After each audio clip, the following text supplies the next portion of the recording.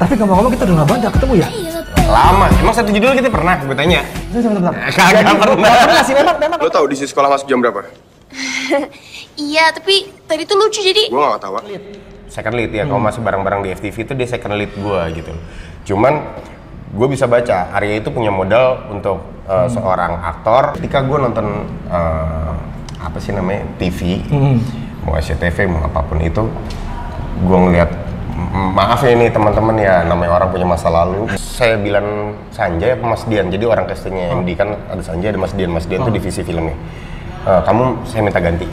Sutradara bilang gitu. Serius?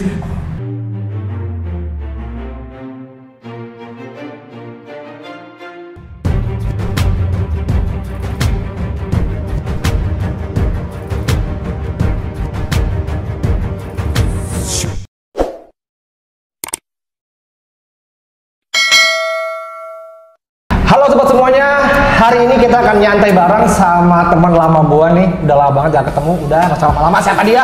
Ridwan Ghani.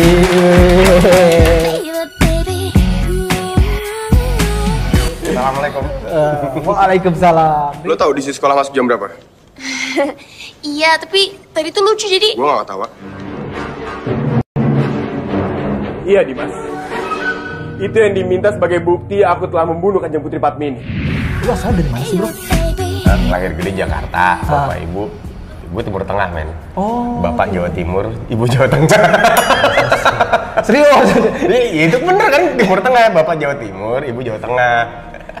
Ridwan Ghani itu nama panjang asli lo atau marga atau apa gitu? Bukan, jadi sebenarnya nama KTP gue Ridwan Abdul Ghani. Oh. Sama MD dipotong Abdul. Kan lo pertama nongol sama MD, tiba-tiba Abdulnya hilang. Lebih menjual ya? Nggak tahu lah, itu pokoknya dihilangin ya Abdul. Kenapa nggak Abdul Ghani aja kan itu lebih... Coba tanya sama Pak Manoj. Karena jadi gini, kalau Ridwan Abdul Ghani itu Ridwan tau lah, malaikat penjaga surga. Abdul itu kepanikan dari Abdullah, Ghani itu dari Asmaul Husna Al-Ghaniyu. Al-Ghani artinya yang maha kaya, Abdullah itu hamba Allah. Jadi hamba Allah yang kaya gitu. Masya Amin. Allah. Amin. Memang lo aslinya bukan Timur Tengah Jawa Tengah, ada keturunan Arabnya? Bukan Arab. Jadi kalau nggak salah ya, ini gue belum nggak pernah ketemu sama doi soalnya buyut gue itu dari Maroko. Oh Maroko. Jadi okay. kakeknya bokap. Kakek bokap itu nikah sama orang Madura, dapatlah nenek gue. Oh oke. Berarti jadinya ada Marokonya, tapi lebih berat ke Betawinya ya bro ya? Betawi ya, gue gede di Mari terus apa namanya ya? Bunglon pak, gue gue dekat sama siapa jadi siapa? Iya. Tapi ngomong-ngomong kita udah lama banget gak ketemu ya? Lama, emang satu judul kita pernah? Gue tanya. Sebentar. Kagak pernah. Gak pernah sih, memang gak pernah sih, cuman kan. Sama bini lo gue pernah. Oh, sama Fatma. Iya. Di FTV. Ya si Kece. Si Kece apa sih? Si Kece iya. Oh iya si Kece. 2018 kalau nggak salah. Ya apa sih? Ya. Ya Juga pas pernah syuting itu kok. lo kampanye itu pokoknya. Itu ya si Kece 2019 ya? 2018. Kan kampanye 2018 dipilihnya 2019. Oh, iya. Buka terus. Tapi kan gua ketemu sama lu dulu di Genta kan? Gite kenal di Genta, cuman nggak satu judul pak. Iya nggak satu judul kan, cuman ini aja kan. Iya, namanya studionya kan di situ-situ aja. Iya, karena kan memang lo unik banget. Satu-satunya tiba-tiba ada Joker di Genta Buana, tapi itu akan kita bahas nanti. Itu seru banget. Anjing, siapa jadi Joker nih? Kok mau sih gue? Anjing boleh di sini ya. Harimau dasar. Itu terakhir ketemu tuh ada kali 10 tahun ya? Belum. Kok ketemu apa nih? Ketemu doang. Ketemu lagi. Si Kece. Sama bini lo. Nongkrong di PIM. Adek gue yang inget malahan. Gua ada. Ya Allah, gue lupa berarti. Lu sering main juga sama anak lo, Messi yang sekarang di PSG itu. PSG. Apa? Nggak ingat. Sama gue juga nggak inget, ingetin adek gue. Demi Allah tadi pas gue dijemput sama adek gue pikir mau podcast sama siapa lo mas? Afdal ternyata. Hah, lu tahu Afdal? Iya kan waktu itu kan kita ketemu bareng. Di mana? Di PIM mas. Pas kapan? Iya. Iya waktu itu malam-malam gue nggak salah kita nongkrong bareng sama Bapak Andi Arsil, banyak lah. Audi Marisa ada dia. Gue cuman gue ini. Kalau adek gue nggak mungkin bohong. Cuman gue nggak gabung. Mereka di meja ini kan gue main sama Messi gitu. Gua sempat lihat tuh foto lu sama Arya Saloka tuh banyak banget. Lu tuh deket ya sama Arya Saloka? Enggak juga sih, cuman emang gue pernah beberapa kali produksi bareng, exactly tahun berapa gue lupa. Tapi waktu itu kita sempat ada satu project FTV yang modelnya continuous, jadi bukan kalau kayak Warkop lah. Warkop kan udah mundur kena, maju kena. Nah waktu itu ada namanya Bujang Alay. Gua, Arya, sama Adi Sastro. Gua pun sebagai pemain pengganti di situ. Tadinya Junior Lim kalau nggak salah. Junior Lim nggak tahu kenapa berhalangan nggak bisa digantiin sama gua. Sama Arya itu Bujang Alay bikin sempet 3 biji, kalau sempet bikin 3 Bujang Alay. Abis itu lanjut ke YouTube. Abis itu karena punya kesibukan masing-masing, apalagi gua udah married, nggak lanjut. Biasalah permasalahan kalau bareng-bareng tuh kayak gitu. Tapi lu ngeliat Arya sekarang tuh kan sekarang keren banget ya dia. Apa namanya dia tuh? Ya jadi something lah. Ya jadi something kan. Dulu tuh dia kayak gimana sih? Dulu ya itu roda sih. Roda dan namanya hasil itu nggak akan mengkhianati proses. Gue udah tahu gitu. Someday nih orang akan jadi orang gitu. Dulu dia masih kalau kita di bareng-bareng second lead ya. Kalau masih bareng-bareng di FTV itu dia second lead gue gitu. Cuman gue bisa baca, Arya itu punya modal untuk seorang aktor. Dia punya dedikasi tinggi sama pekerjaannya dia, satu. Yang kedua, modal aktor itu udah nggak bisa dipungkirin fisiknya dia bagus. Terus ya punya idealisme yang bagus juga si Arya. Kan yang gue denger kan kalau nggak salah di Ikatan Cinta ini dia juga nggak mau panjang-panjang. Kalau cerita udah ngawur dia mau mundur, katanya begitu. Gila ya. Ya wajar gitu loh, makanya emang passionnya dia di acting di film. Tapi memang lu udah dulu udah nyangka ya suatu saat nih orang bakal besar gitu loh. Nyangka sih enggak, cuman kalau melihat hasilnya seperti ini gue nggak aneh. Gue ambil contoh lain lagi deh, gue punya teman Rangga Azov. Rangga Azov itu satu perjuangan sama gue di Cover Boy 2007. Dia meleteknya baru kemarin kan, terus yang sebelum Samudra Cinta yang sama Nikita Willy dulu, terus baru Samudra Cinta meletek. Puasnya berapa lama Pak? Cuman semua orang itu kalau emang punya dedikasi pasti akan dapat hasil pada suatu saat, tinggal lu sabar aja. Iya, yang penting sabar ya. Bener. Tapi gua hampir kelupaan nih. Gua belum nanya kabar lu gimana. Kabar gua alhamdulillah. Kasih kan ngobrol. Alhamdulillah dari dulu sampai sekarang masih begini-begini aja. Iya, begini-begini ya. Begini-begini aja. Tadi sebelum ini dicek dulu bajunya ya. Masih belum berubah, maksudnya umur doang yang nambah. Sekarang berarti berapa sekarang? Berat apa umur? Umur. Oh, umur gua sekarang 34. 34, oke. 34 itu berarti 87. Oh, sama kayak Fandi berarti. Fandi 87, iya. 7 ya, beda-beda tipis selama gua. Ampun senior. Nggak berani nyebut. Tapi keluarga sendiri gimana kabarnya? Keluarga alhamdulillah baik semua, anak, bini, anak berdua, semuanya kita semua udah alumni COVID. Sama dong. Nah, anak gua angkatan pertama. Anak yang pertama tuh pas bulan Maret kena duluan. Yang pertama cowok cewek? Cowok semua, masih jagoan semua. Oh, jagoan semua. Oke. Ya dilindungin kan, ketika kalau anak perempuan kenapa-napa bapaknya gitu kan dulunya. Ternyata gua dikasih anak cowok semua, berarti alhamdulillah aib gua dilindungin. Iya sih, gua pernah denger itu, Enggak, tapi ini hanya ini doang ya. Enggak, ini bohong enggak. Bener atau enggak? Katanya. Dulu tuh kayak ada semacam ini loh. Kalau anaknya, ini cuma kata orang, kalau anak lu cewek 3 gitu kan, bapaknya pasti bandel dulu. Dulu pernah dengar begitu gitu loh. Nggak usah 3, 1 aja, berarti lu bapaknya bandel, ini dikasih ujian. Iya, dikasih ujian sama. Bohong. Anak gua 2, laki. Lu dulu sebandel apa ya kan? Nggak tahu. Jangan diumbar-umbar, aib. Anak lu siapa yang pertama? Maher Hafiz Abdul Ghani. Wih, bagus banget namanya, Maher Hafiz Abdul Ghani. Maher tuh kependekan dari Mahameru sebenarnya, jadi sensitif. Almarhum bapak mertua gua itu dulu seneng naik gunung, jadi dia aktivis lah apapun itu, cuman salah satu yang terbesarnya adalah di pencinta alam. Oke. Itu Maher sendiri artinya apa ya? Gue lupa deh. Maher Hafiz itu penjaga, tapi ya Hafiz kalau sekarang itu orang kepikiran penghafal.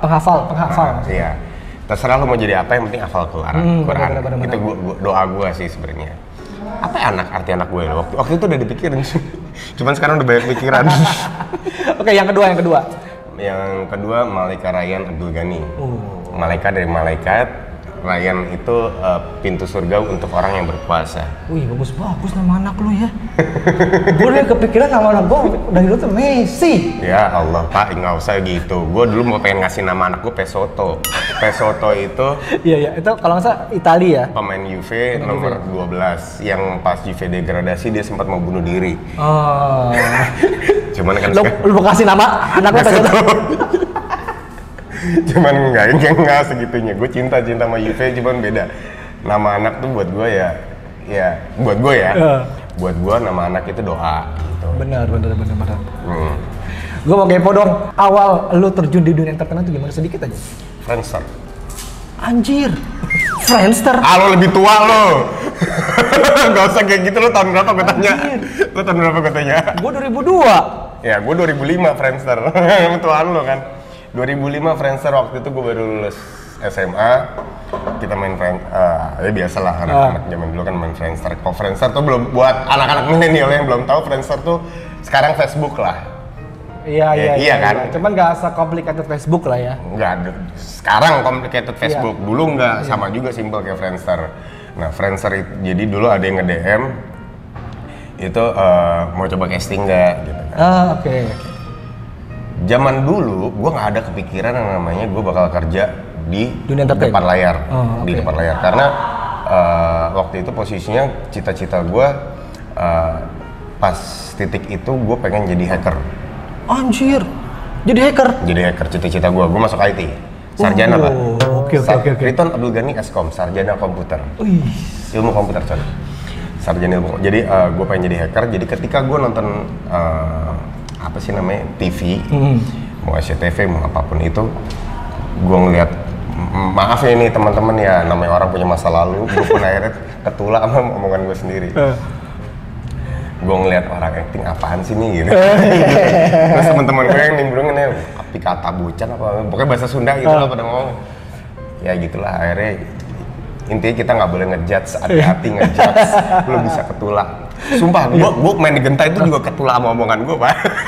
Apa sih ini lebay ini atau? Bukan, ya buat gue something yang aneh aja, tapi ya semenjak itu terakhir ketulak gue adalah bini gue. Sadis nggak tuh jadi bini? Sebenarnya bukan gue yang ketulak, mungkin ini omongannya nyokap sih. Omongannya nyokap itu waktu itu kalau bisa jangan cari pasangan dari sesama dunia entertainment. Gitu. Akhirnya bini gue backgroundnya dari entertainment juga, cuman ya pelan-pelan kita geser, entertainment itu luas, bukan cuma di situ aja. Nah, balik lagi ya awal karir gue ya, Friendster di DM mau casting apa enggak, yang ada di otak gue,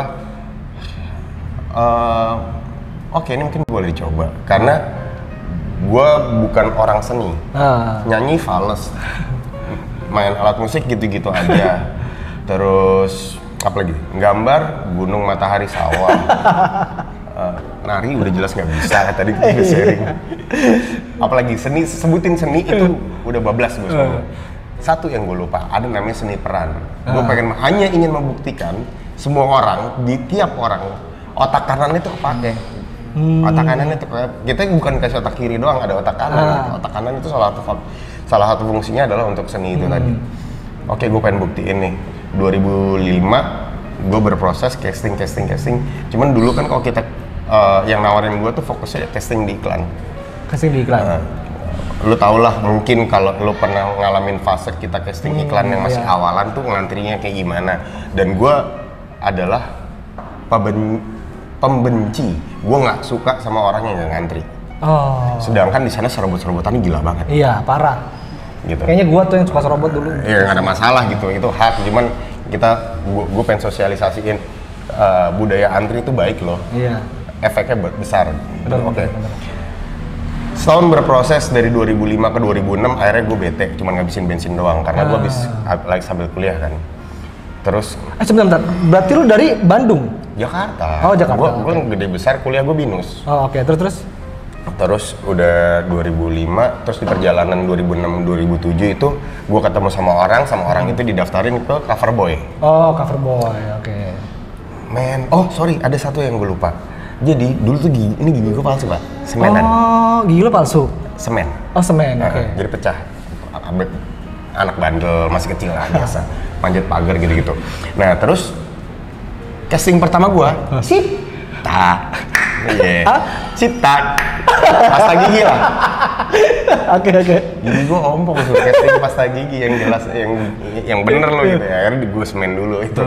Balik lagi ke casting di daftarin cover boy. Ya gue nurut aja gitu. Cuman pada saat itu yang ikut cover boy memang orang-orang yang sudah tahu.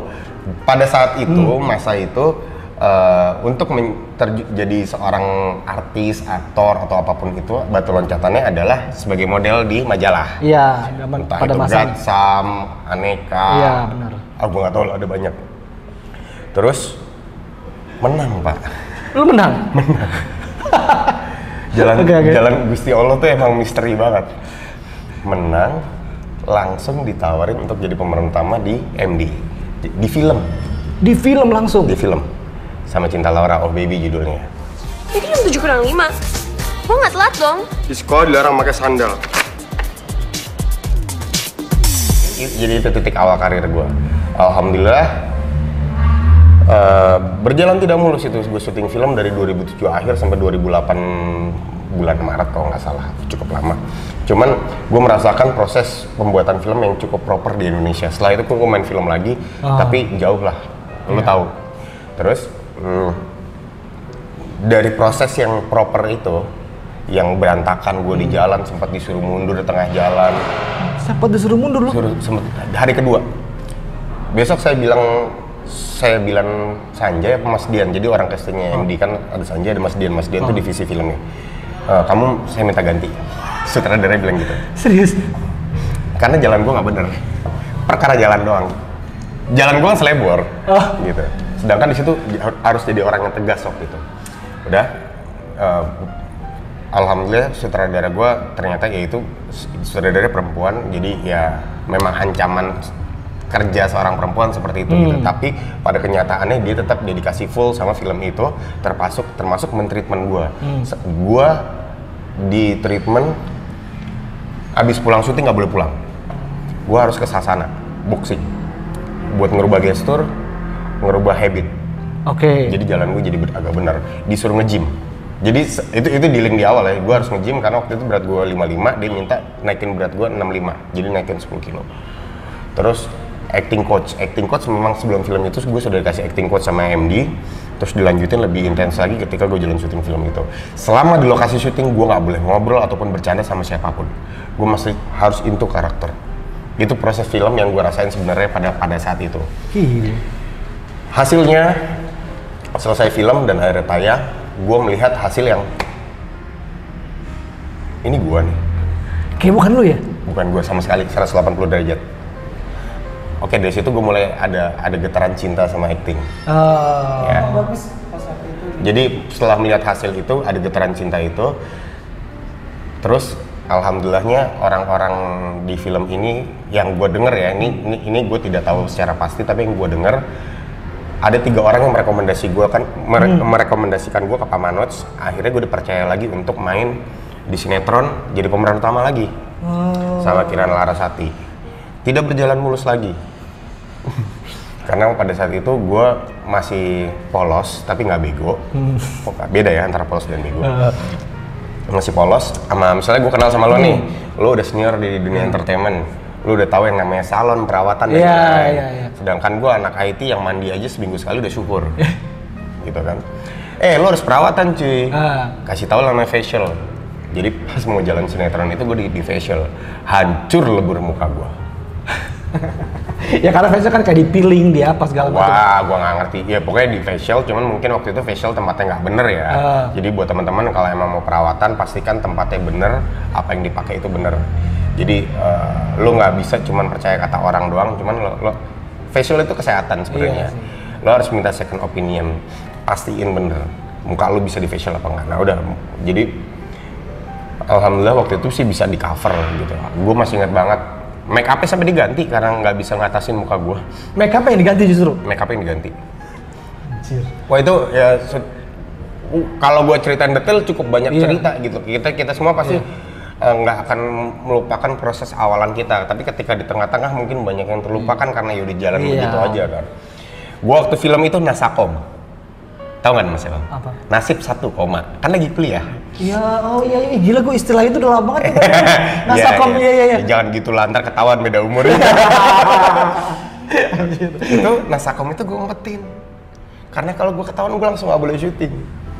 Gue bilangnya belum keluar Bu, belum. Jadi gue balas di semester selanjutnya, gue benerin, gue ngambil SP, gue bilang, Bu nih IP-nya segini, kemarin sebenarnya segini, tapi minta maaf, udah dibenerin kok. Berarti kuliah lo masih tetap jalan dong? Lulus gue alhamdulillah. Pas semester 7 gue emang sempat minta mundur, gue udah nggak cinta gue udah hilang, udah tergantikan. Kalau kata Johnny Depp, kalau lu jatuh cinta 2 kali, cinta lu yang sesungguhnya yang kedua. Yang pertama tuh bukan cinta yang sesungguhnya, kata Johnny Depp. Gitu. Cuman nggak gitu juga kali gitu. Berarti lo kalau di dunia entertainment ini seangkatan sama siapa?